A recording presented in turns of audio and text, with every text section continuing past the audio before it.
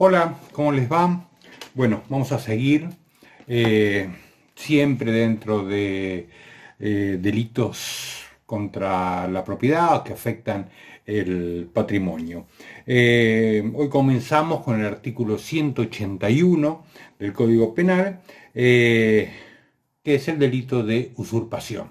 Vamos a leer el 181 y avanzar en su interpretación. Dice, será reprimido con prisión de 6 meses a 3 años. 1. El que por violencia, amenazas, engaños, abuso de confianza o clandestinidad despojare a otro, total o parcialmente, de la posesión o tenencia de un inmueble o del ejercicio de un derecho real constituido sobre él, sea que el despojo se produzca invadiendo el inmueble, manteniéndose en él o expulsando a los ocupantes. El inciso segundo dice el que, para apoderarse de todo o parte de un inmueble, destruyere o alterare los términos o límites del mismo. Y por último, el inciso tercero dice el que con violencias o amenazas turbare la posesión o tenencia de un inmueble. Bien, entonces, repito, otro delito que afecta el patrimonio, la propiedad, en un concepto bien amplio como el que venimos hablando. Imagínense que acá está protegida la simple tenencia, la posesión y aún la cuasi posesión desde el punto de vista de lo que el Código Civil y Comercial considera en estos aspectos. Recuerden ustedes que a partir del artículo 1908 en el Código Civil y Comercial está todo lo referido a el concepto de posesión, tenencia, dominio imperfecto, los derechos reales, derechos de uso, superficie, habitación, etcétera, que ustedes en todo caso denle un repaso, una leída, como para recordar el concepto de todos estos derechos que están específicamente contemplados en el Código Civil y Comercial.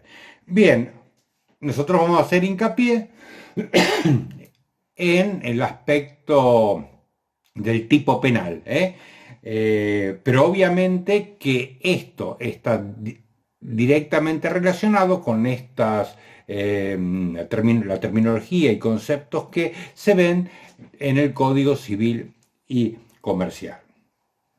Bien, la acción típica, ¿cuál es? Despojar, ¿no? Ese es el núcleo del tipo penal. Despojar significa quitar, desposeer, privar, en este caso, a una persona del inmueble que está poseyendo o teniendo.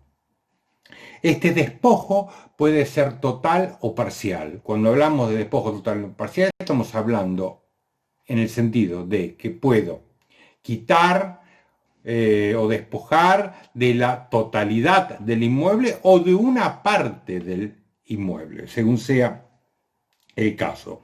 Muy bien, ¿cuáles son las modalidades de este despojo? ¿Cómo se puede llegar a este despojo? Se puede llegar invadiendo, dice el artículo, invadiendo el inmueble, manteniéndose en él o expulsando a los ocupantes, ¿correcto? O sea que yo puedo invadir, ingresar al inmueble, obviamente con el fin de despojar quien está en el uso de esa tenencia o de esa posesión. Puedo mantenerme en el inmueble, ¿por qué? Porque ingresé antes por X motivo y Esto es lo que se llama muchas veces la reconversión del título, ¿no? Yo ingreso como inquilino y luego no dejo el inmueble porque reconvierto el título y digo, no, no soy inquilino, soy propietario o tengo otro derecho que, según esa excusa que doy, con la que logro mantenerme en ese inmueble y afectar los derechos del poseedor o tenedor legítimo. O expulsando a los ocupantes. Pues estar dentro del inmueble o haber ingresado dentro del inmueble y los expulso. Bien, ahora, alcanza simplemente con invadir el inmueble, mantenerse en el inmueble o expulsar a los ocupantes. No, eso es una parte solamente del tipo penal. ¿Por qué? Porque se logra este cometido, la invasión, el mantenimiento y la expulsión, se logra a través de determinados medios comisivos. ¿Y cuáles son estos? Fíjense que nos habla de violencia, amenazas, engaño, abuso de confianza o clandestinidad. Rápidamente vamos a ver. La violencia. La violencia se refiere tanto a la violencia física como a la violencia moral. Cualquiera de las dos son válidas para este concepto de este artículo del Código Penal. Además de la violencia, otro de los medios comisivos es el engaño, ¿correcto? Acá los autores en general asimilan el engaño a lo que vimos cuando estudiamos engaño como el ardid de la defraudación. Hay una discusión en este artículo si la simple mentira alcanza para configurar este engaño previsto en la usurpación. Y acá dos posiciones. Unos autores dicen que sí, que es suficiente la simple mentira, y otros que no, que requieren un plus, un engaño más,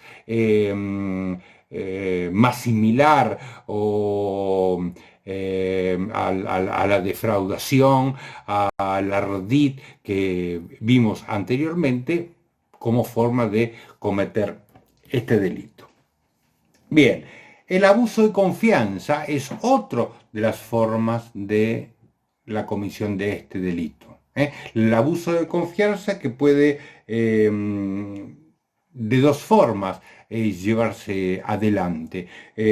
Una primera forma es que el sujeto se aprovecha de esa confianza existente, va ganando esa confianza existente y de esa manera logra despojar al individuo, a las personas, a la víctima del inmueble. Y otra de las alternativas es, que también se considera como abuso de confianza, los que yo les decía antes de la intervención o cambio del título, ingreso al inmueble con determinado título, determinado derecho, ya sea real o personal, y lo intervierto, lo cambio por otro y de esa manera logro despojar al sujeto. Entonces, les decía, violencia, amenazas, ¿no? Que les decía, las dos tipos, engaños, abuso de confianza y por último la clandestinidad. La clandestinidad fue una de las últimas modificaciones que hubo en el Código Penal. Ingresó la clandestinidad. En realidad fue una manera, entre comillas, de dar una solución a todos aquellos casos que por orfandad probatoria no se lograba tipificar el delito. Imagínense ustedes habrán escuchado el tema de las tomas en los barrios por gente que reclama viviendas y demás. Tomas ya sea de predios sin construir o de, como ha ocurrido hace un tiempo atrás, en la zona de barrios que estaban por terminar planes de vivienda e ingresaron personas a tomar esos inmuebles. Claro, con los tipos penales, con los medios comisivos antes señalados, violencia, engaño, abuso, era muy difícil, porque generalmente esos lugares no se tomaban a través de esos medios comisivos, se tomaban de noche, en forma oculta, aprovechando un fin de semana largo, con poco movimiento, etcétera, etcétera. Entonces, nunca el delito quedaba probado y debían recurrir la víctima, ya sea el Estado, si era un plan de vivienda o un individuo, si era el poseedor o dueño del inmueble, debía recurrir a la vía civil para lograr un desalojo o una recuperación del inmueble. Entonces se utilizó esta palabrita, ingresó esta palabrita clandestinidad como forma así de tratar de ingresar al tipo penal la mayor cantidad de situaciones de despojo de inmuebles. En cuanto al sujeto del delito, cualquier persona puede ser el autor de este delito y el sujeto pasivo obviamente va a ser el poseedor, tenedor, el propietario de quien esté ejerciendo esos derechos sobre ese inmueble.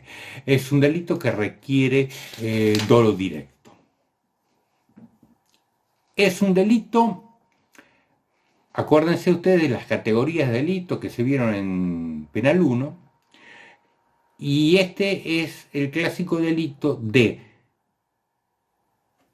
instantáneo, se produce o se consuma en forma instantánea, pero de efectos permanentes. ¿Por qué? Porque la persona o el sujeto activo sigue en el inmueble ocupándolo. Despoja, pero ¿para qué? Para ocupar e instalarse. Entonces, el delito se consuma en forma instantánea cuando se ejerce la violencia, el engaño, la clandestinidad y se produce entonces el despojo. Pero que los efectos del delito perduran en el tiempo. Por ahí hay algunas dificultades o confusiones en este aspecto. Por eso ténganlo presente. El inciso 2, y ya entramos en la usurpación por destrucción o alteración de los límites.